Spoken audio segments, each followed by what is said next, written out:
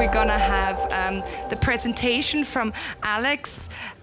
He is from Staples Inc. He came here all the way from Canada to give us an insight in how to avoid pyramid of doom when designing bot workflows. For the ones who just joined, we are here in the masterclass. What does that mean? We're gonna have a lot of speakers in the next hours. They're gonna give us a really interactive insight in their work with bots, in the insights, what's coming up in the sector, also connected with what they are doing. And we're gonna start with Alexander right now. And for the ones who haven't joined us in the morning with the masterclass, here we have the possibilities for Q&As. So we're trying after every talk to give you some space to ask some questions if you didn't understand something or you still have some questions left you might like to address right away. So if you're ready, I would say the stage is yours. Thank you. And for you, enjoy. Thanks. So, as we mentioned, I'm from Vancouver, and this is the demo, but in reality, if anyone's been to Vancouver, this is what we're talking about most of the time. When it's nice, it's really nice. Otherwise, it's totally gray, and there's nothing to see. A little bit about me, as I already mentioned, 26 years.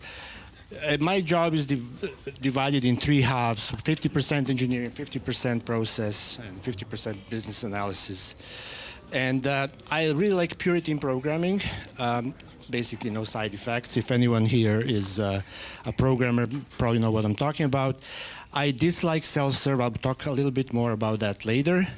And I work for Staples, but there's a very heterogeneous ecosystem with this retailer. I work with intensely with a team and a partner called Maker, where we are building. They're very creative. Small team, but intensely creative, likes to create new things. And also, part of that whole ecosystem is another partner called P&I Media, which is really in technical innovation. So let me start this talk by praising text. I am a big fan of text. I think text is the most sophisticated technology ever invented. And we never gotten anything better than text. So people then say, yeah, but a picture is worth 1,000 words. And I agree, but in my case, I'd much rather prefer 15 quality words than 1,000 crappy words. So I like things distilled into concise and meaningful text.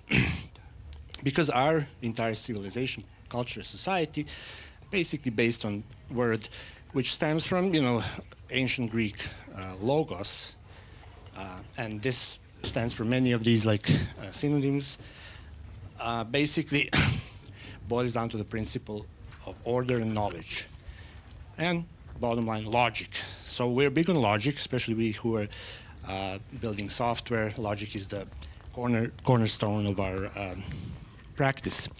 But we tend to, I'm observing, and many people, just me, live in the age of dumbing down, which basically we now like gimmicks and something that is like pithy and very easily digestible.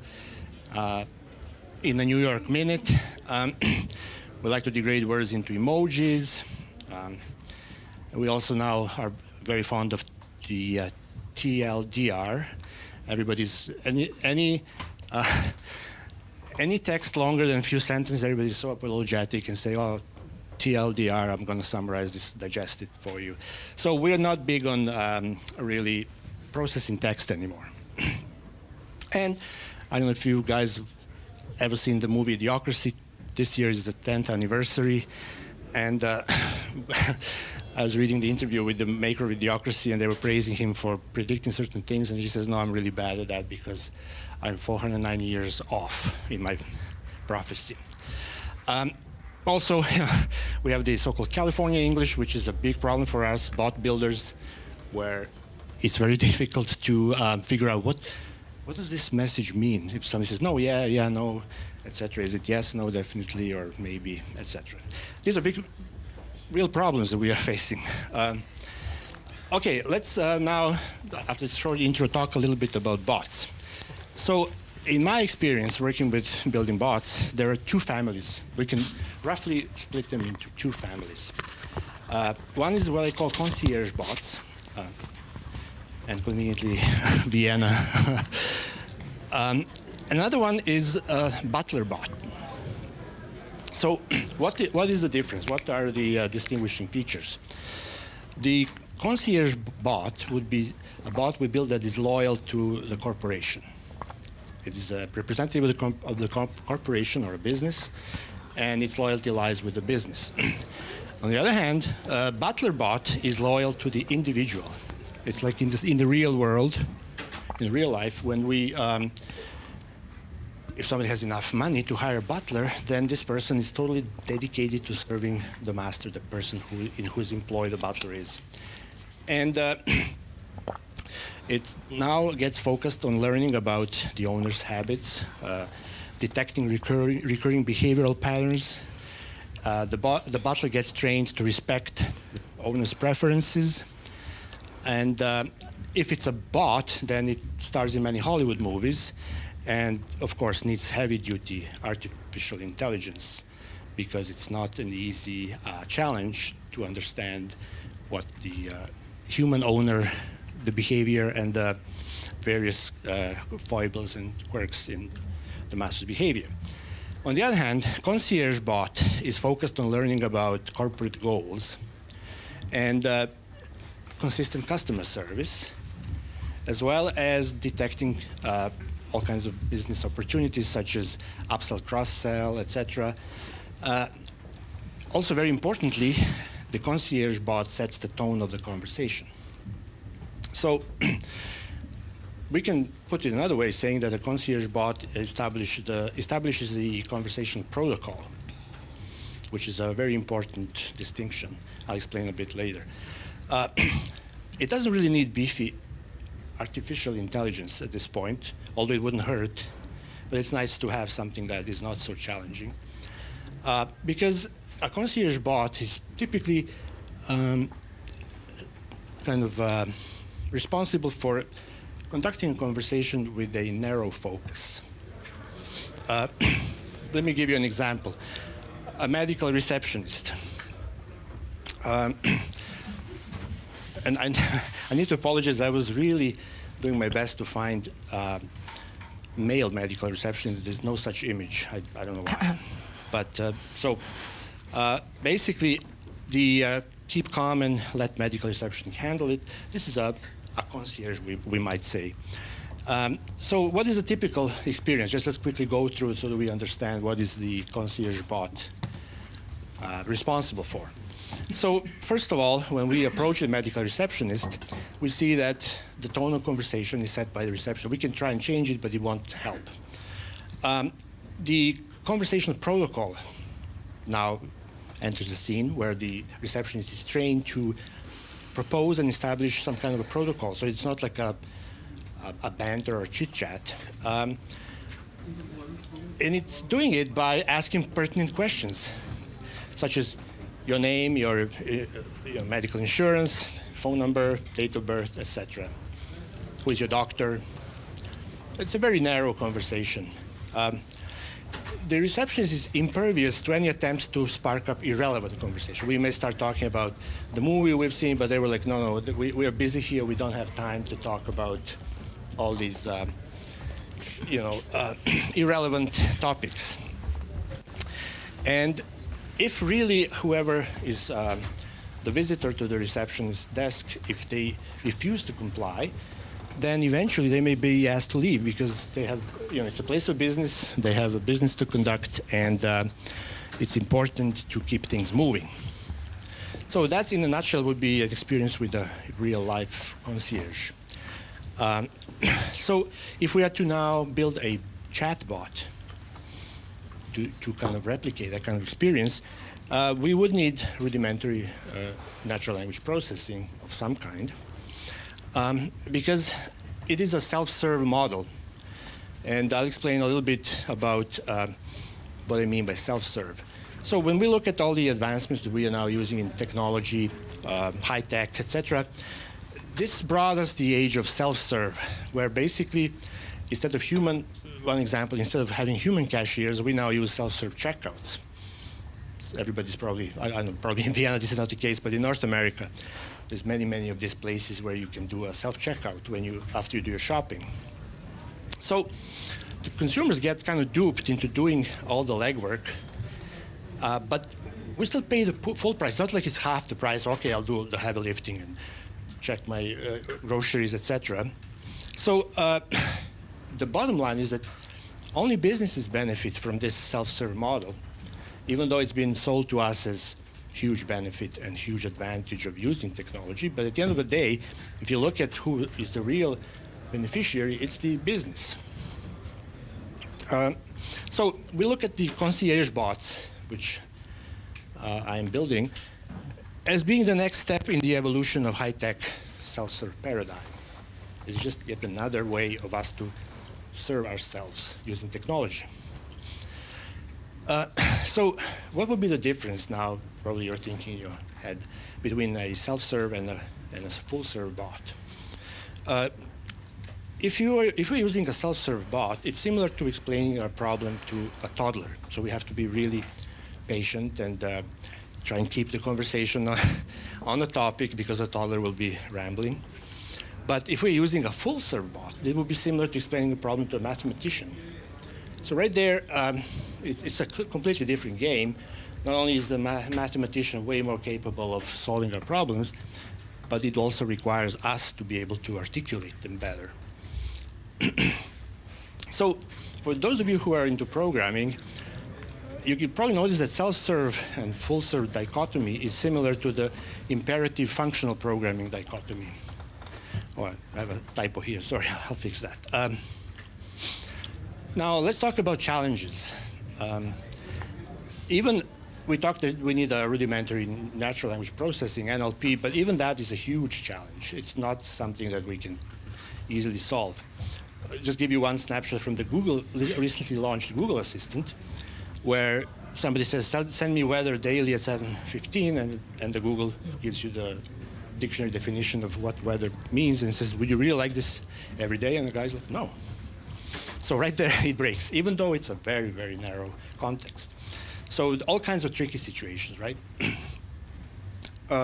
Now, we don't have to do all the heavy lifting. We see there's a lot of commodities. We've seen in the opening sessions that IBM's working on that, and Microsoft, and everybody, Google.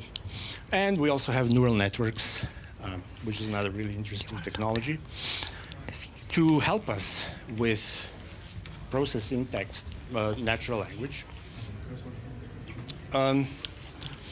But one challenge remains largely unaddressed here. And I wanted to bring this up in this presentation, in this talk, because I find it sometimes being ignored or being attempted to be solved in a way that may not be full-fledged. So that one is workflow. So probably everyone here understands what we mean by workflow. And my kind of thesis here is that bot workflow is an uncharted territory. And so now you're like, why? Why is it uncharted territory? First of all, most bots that when we see them or when we build them, if they're kind of, didn't take much effort or time to build, they're pretty much stateless, meaning they don't retain any state. They just take the message and hi, hello, okay, greeting, good enough. So in a way, they are pretty much useless. I mean, they're not completely useless because you may have a bot that says, okay, what's the temperature? And it just gives you the temperature. But it's stateless. So now the question is, how do we endow bots with state? We need to implement workflow. Without a workflow, the bot will not have a state. Without a workflow, every message that bot receives will be treated as a completely new message. And therefore, the conversation will quickly deteriorate into a meaningless mess. When I say bot workflow, I mean persisting the state of the conversation so that the bot remembers what was said before, not only what the user said, but also what the bot replied, and on, because there could be several steps involved or several back and forth. And as you might imagine, the workflow can get really complex really quick. I mean, in a naive way, we start thinking, oh, yeah, okay, we go and say something, and the bot says that, and then we say this, and we go home. But sometimes it can get really involved. So, for example, I just brought this little diagram, which is not that complex, but you can see right away how it can really branch into something very, very messy. So whenever we have a problem, I'm always first thinking, is there a prescribed solution? We should not be reinventing the wheel. If there's something that's already working and prescribed, we should leverage that. And of course, there is a prescribed solution for workflow. It's called REST. How many people here know what REST is? Yeah, so, okay. So REST is a very, very powerful technology, and it implements a workflow. So how does it do? There's a technology called Hades. Anyone here familiar with Hades? And it's basically relying on hypermedia. Hypermedia is the engine of which manages the workflow. It is the actual core and engine of this. And that's beautiful. And I have personally used it a lot, and I find it's fantastic. So the way it works is through what we call piecemeal discovery. And what that means is that all the information that the machine needs to know what to do next is available in band. In band means it's all arrived with the request itself. There's nothing, when we're doing REST and Hades, we don't need to establish the purpose of the conversation beforehand. It could be in real time, discovery, piecemeal, and what we call late binding. So there is no, once we receive the request in this architectural style, we don't have to go and elsewhere and read some manual or get a degree before we can decide what to do next. So nothing is out of band, and that's a very important distinction. So that's very nice, and I'm really enjoying doing this, and I don't know how to do it, so why am I saying that we need to, why am I saying that bot workflow is uncharted territory? Why don't we use REST? That's a simple question, and I would love to be able to use REST. So the reason we can't use REST is because we have no routes. The magic portion is apps have routes, bots don't have routes. And the significance of routes is they compartmentalize business logic. They help us basically, and just quickly, I'll give you an example of routes, and we can basically chop up our logic into separate compartments and therefore manage the workflow. But in bots, if we don't have that, we end up with a bowl of spaghetti. And this is called Pyramid of Doom. And this is one example. And this looks like a sideways pyramid. But another example is it doesn't always look like a pyramid, but this is even scarier. And so what is wrong with this? This code is very difficult to read, very difficult to reason about, very hard to modify, extremely hard to troubleshoot. If we want to reproduce the problem or figure out what's going wrong, it's really hard. And when we want to debug, extremely hard to debug. So it's a very, very scary situation. And how do we document this? It's impossible to document. So now we are going for the solution for that. And complaining is not the option here. So I need to give you a solution. Because I wasn't able personally to find a solution, I had to come up with something homegrown and fight the Pyramid of Doom. And again, time-tested approach is divide and conquer. We need to divide this bowl of spaghetti, and we need to build a bot architecture, which I'll just quickly go through. This has two layers. One is the commodity layer, another one is the core competence layer. Commodity is all these messaging channels, be it SMS, Messenger, etc. The NLP component, the infrastructure, servers, plumbing, that's all commodities. That's all dime a dozen, something we can buy or get for free from open source community. The core competence layer is down to the business application, specific code, operations entities. Okay, I'll flip this. Business entities boil down to user, conversation, and context. and the conversation is owned by the user. It remembers all the messages and declares what the next step is. This declaration of the next step drives the workflow.